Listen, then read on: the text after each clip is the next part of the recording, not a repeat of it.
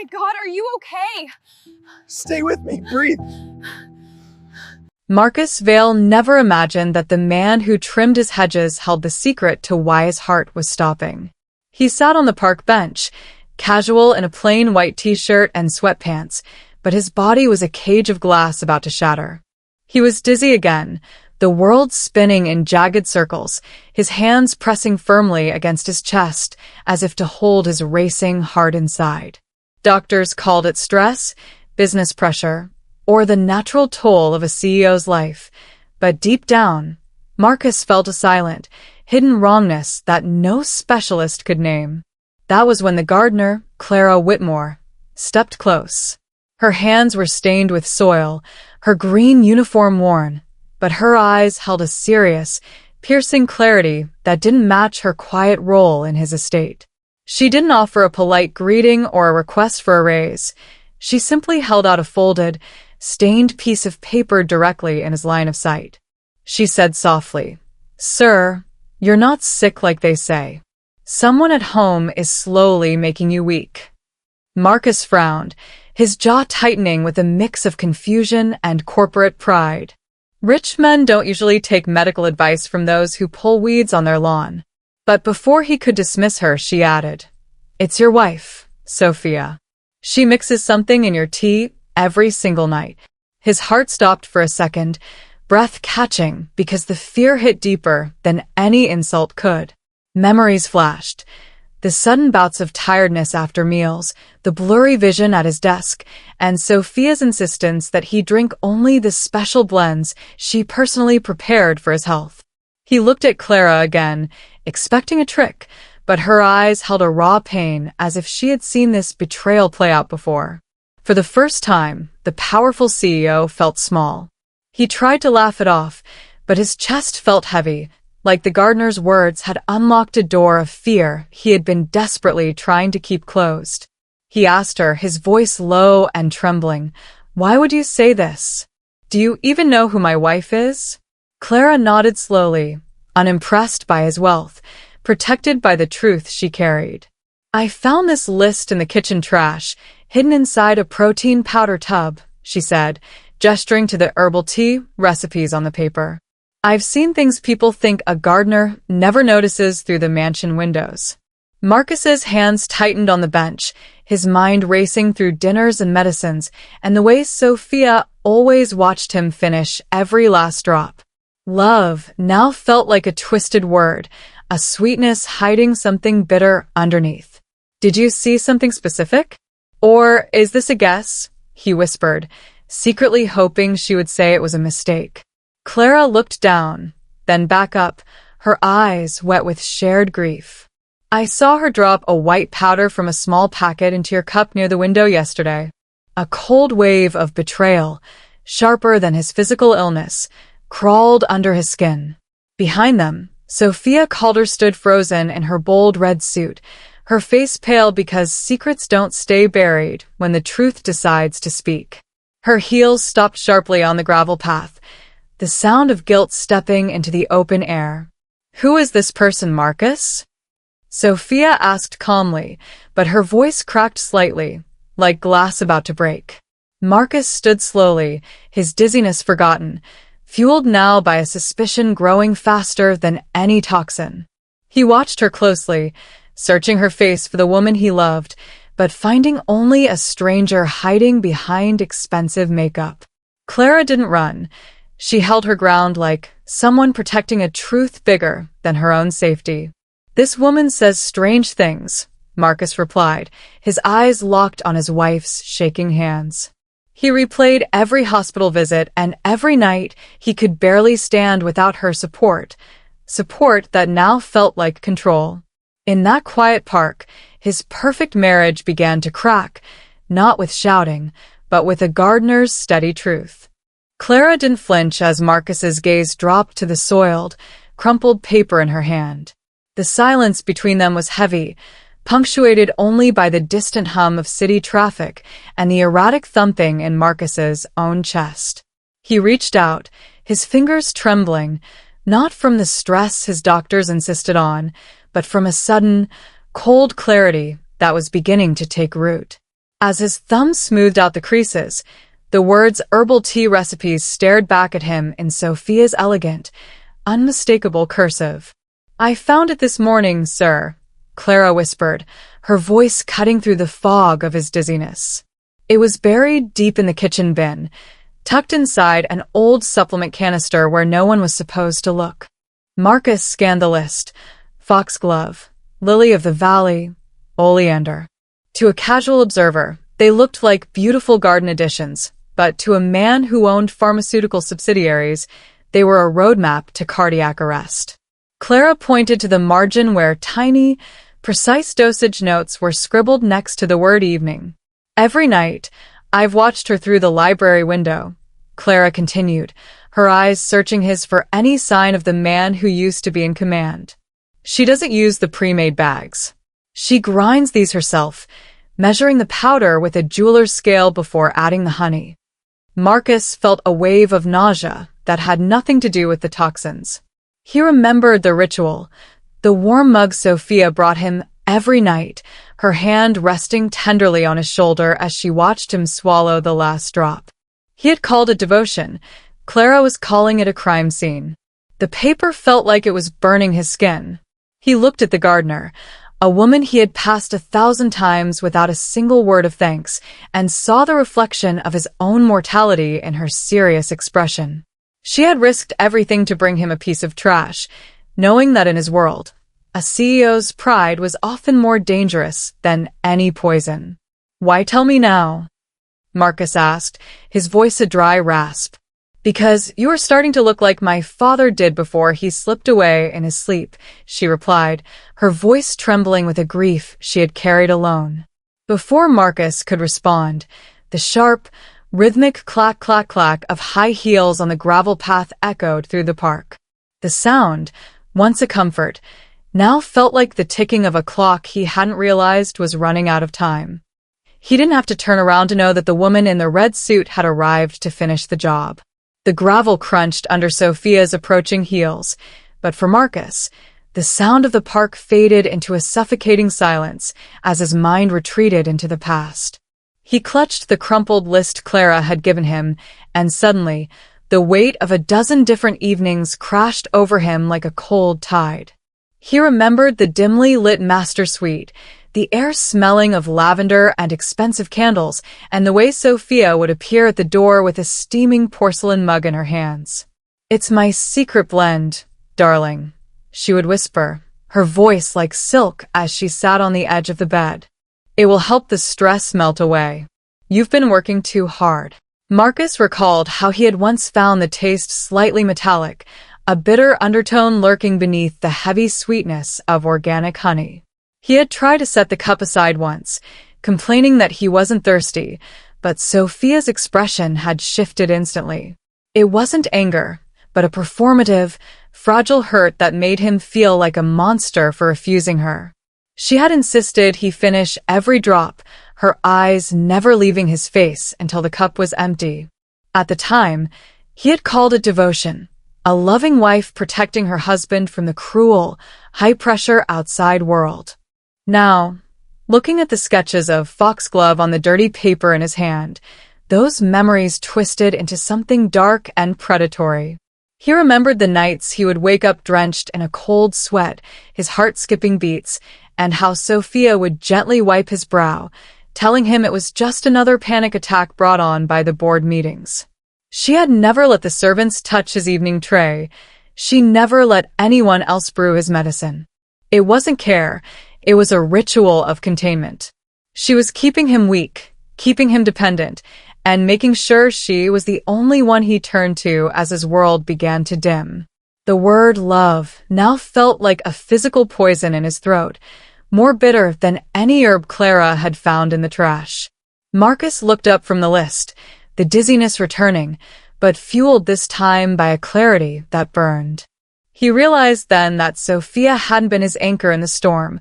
She was the one making the waves.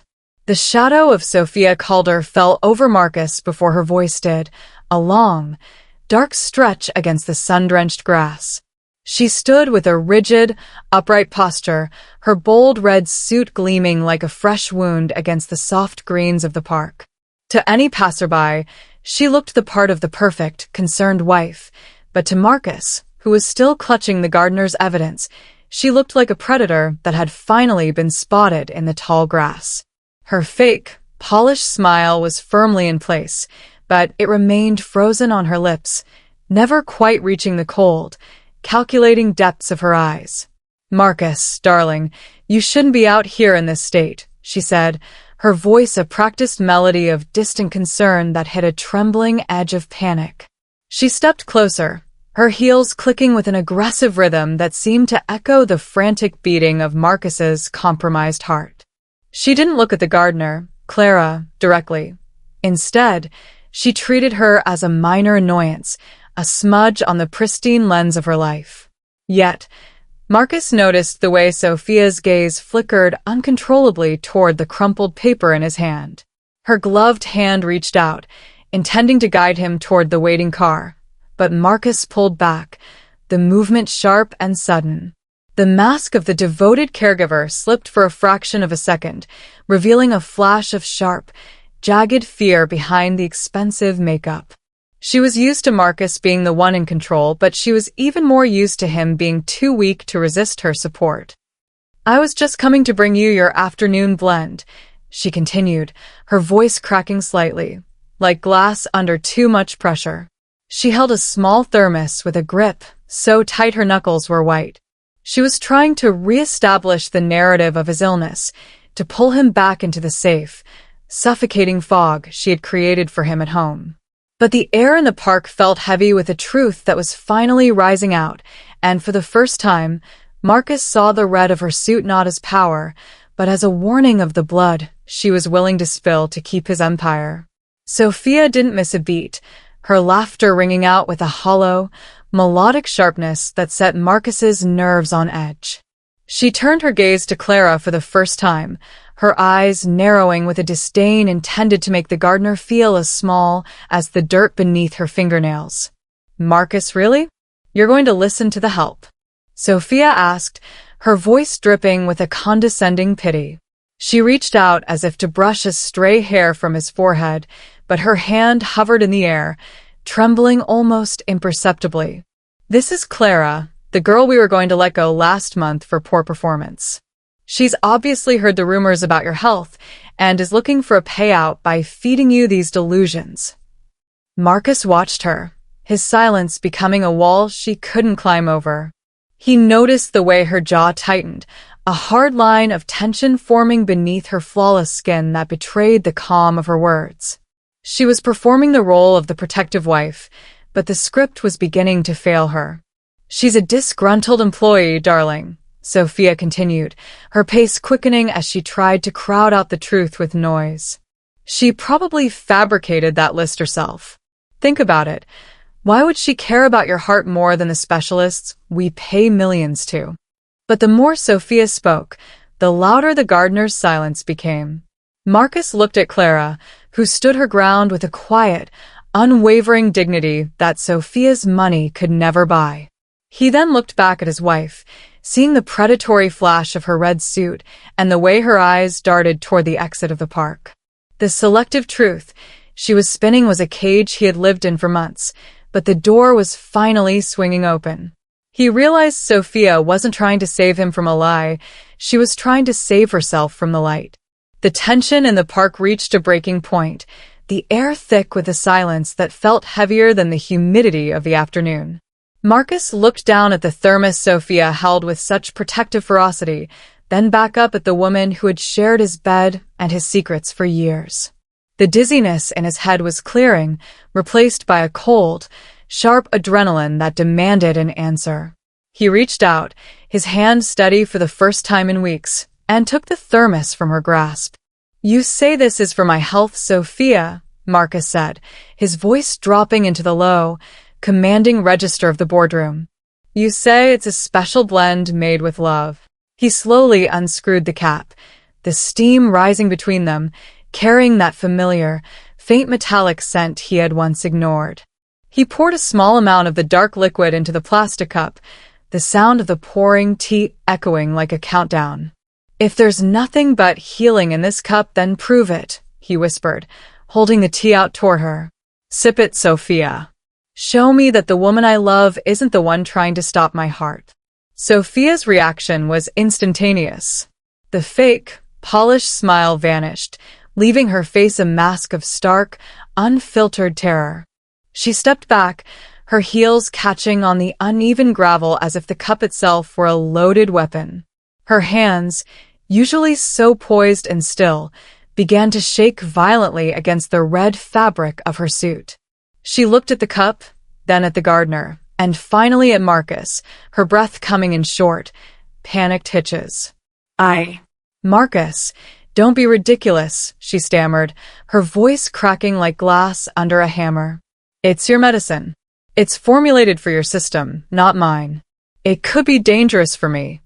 "It's tea, Sophia," Marcus countered, stepping into her space, the cup inches from her lips. "Just there. Drink it." She didn't reach for it. She didn't try to explain further. Instead, she let out a strangled sob and turned her head away, her refusal screaming louder than any confession she could have spoken. In that moment, the perfect marriage didn't just crack. It disintegrated. Marcus watched her, not with rage, but with a profound, hollow sorrow, realizing that the person he trusted most had been counting the seconds until his heart finally gave out. The cup trembled in Marcus's hand as Sophia's silence curdled into a jagged, desperate sob. The caregiver persona she had worn for months finally collapsed, leaving behind a woman whose greed and insecurity had turned into a lethal weapon. She dropped to her knees on the gravel, the bold red of her suit now looking like a stain against the gray path. "I did it for us, Marcus," she wailed, her voice high and thin, stripped of its usual corporate polish. She looked up at him, tears carving tracks through her expensive foundation, but there was no remorse in her eyes, only the frantic terror of a cornered animal. "You were going to change everything. I saw the way you looked at the young associates, the way you talked about new blood and fresh perspectives. I knew it was only a matter of time before I became a relic in your eyes, just another part of the business you outgrew." Marcus looked down at her, his heart skipping a beat not from the poison, but from the sheer coldness of her logic. He realized then that Sophia's love was a transaction she was terrified of losing. She hadn't been protecting him. She had been hobbling him like a prize horse she couldn't allow to run free. "You were always so strong, so independent," she whispered, her hands clawing at the air between them as if she could pull the lies back over her. "If you were weak, you needed me. If you were sick, you couldn't leave the house. You couldn't meet someone younger, someone better. I just wanted to keep you close. I only used small amounts, Marcus, enough to keep you in bed, enough to make the board look to me for the final word. I was protecting my place in your life. I was protecting the company from your pride." The cruelty of her confession hit Marcus harder than any dizzy spell. She had systematically dismantled his health, his career, and his sanity, all to soothe the fear of being replaced. Every loving cup of tea had been a chain, every tender touch a check of his pulse to see how much further she could push him. He looked over at Clara, the gardener who had seen the truth through a window, and then back at the stranger on her knees. "It was never love, Sophia," Marcus said, his voice dropping to a deathly, final calm. "It was just a hostile takeover of a dying man." As the distant sound of police sirens began to wail, cutting through the heavy air of the park, Marcus finally understood that his wife hadn't been scared of losing him. She was just terrified of losing the power his name provided.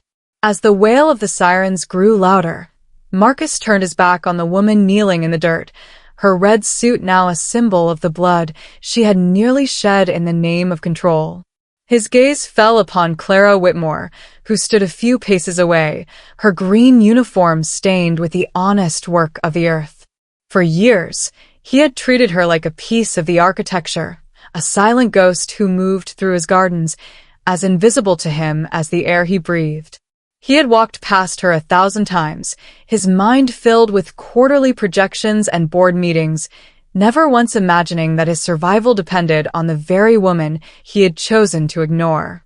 The realization hit him with a force that made his lungs burn.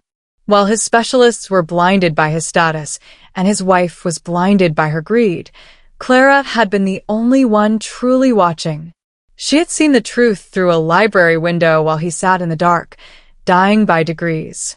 She had risked her livelihood, her safety, and her reputation to approach a man who had never even bothered to learn her last name. In a world where he had surrounded himself with yes-men and high-priced consultants, it was the gardener, the woman with soil beneath her fingernails, who had stood as his only true shield. Marcus took a step toward her, his legs still weak, but his spirit finally steady.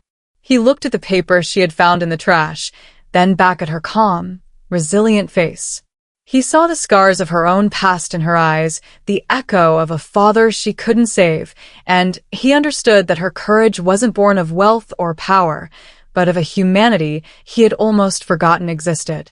He had built an empire of glass and steel, thinking he was invincible, yet he had been saved by the simple integrity of a person he had deemed beneath his notice. "You didn't have to do this," Marcus whispered, his voice thick with a gratitude that felt more restorative than any medicine. "You could have stayed silent. You could have let the grass grow over me." Clara didn't look for praise or a reward. She merely adjusted the collar of her worn jacket. "Truth doesn't belong to the rich or the poor, sir," she said softly. "It just belongs to those who are willing to see it." In that moment, Marcus realized that while Sophia had tried to keep him small to feel powerful, Clara had made him feel powerful by making him see the truth. She was the anchor he never knew he had, and for the first time in his life, the CEO of Vale Industries understood that his greatest asset wasn't his company. It was the loyalty of a stranger who cared more for his life than his legacy. The mansion felt different when Marcus returned, not grand or powerful, but like a series of empty rooms echoing with a truth he could no longer ignore. He walked past the dining table slowly, his gaze lingering on the chair where he had once sat, and smiled, completely unaware that danger sat right beside him. The servants watched him from the periphery, their whispers spreading like wildfire, because even the thickest stone walls cannot hide the cracks once the truth breaks through. He made his way toward the library, his footsteps heavy on the polished floors. This was the room where he had spent his evenings, growing weaker while Sophia watched him finish every plate. He began to search with a frantic, focused energy, tossing aside the heart health supplements and expensive vitamins Sophia had meticulously organized. Behind a row of leather-bound books on corporate law, he found a small, nondescript velvet box. Inside were not jewels, but the empty packets of white powder Clara had described seeing through the window. The sight of them struck him harder than any confession. He held an empty packet in his hand, realizing that while he was planning a future for the two of them, she had been counting the doses until he was gone. He looked at the desk where he had signed his will, realizing how close he had come to a slow, silent death orchestrated by the person he trusted most.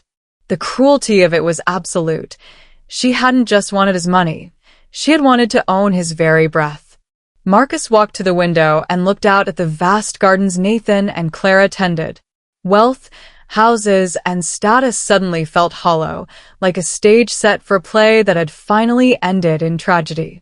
He had almost lost his life to blind trust, but the reality stood clear now, and the fog of the poison was finally lifting from his mind. In the silence of the empty boardroom he called home, he realized that survival meant walking away from the life he had built with a stranger wearing a familiar face. The morning sunlight entered the mansion softly, no longer feeling like a spotlight on a dying man's decline, but as a quiet reminder that Marcus Vale had survived the truth.